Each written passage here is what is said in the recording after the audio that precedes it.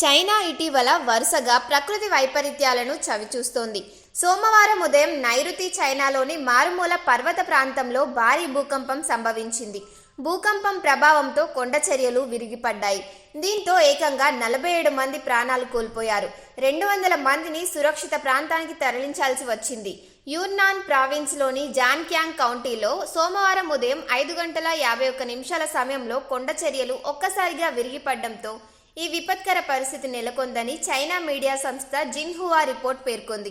తాజాగా నిన్న చైనాలోని జిన్జియాంగ్ దక్షిణ ప్రాంతంలో భారీ భూకంపం సంభవించింది. రిక్టర్ స్కేలుపై 7.2 తీవ్రత నమోదైంది. భూ ఉపరితలానికి 80 కిలోమీటర్ల లోతులో భూకంప కేంద్రాన్ని గుర్తించినట్టుగా national centre of seismology X వేదికగా ప్రకటించింది. అయితే ప్రాణ నష్టం లేదా ఆస్తి నష్టం జరిగినట్టు నమోదు కాలేదు. కాగా ఈ తీవ్ర భూకంపం దాటికి భారత రాజధాని న్యూఢిల్లీలోనూ భూ ప్రకంపనలు నమోదయ్యాయని నేషనల్ సెంటర్ ఆఫ్ సిస్మాలజీ తెలిపింది.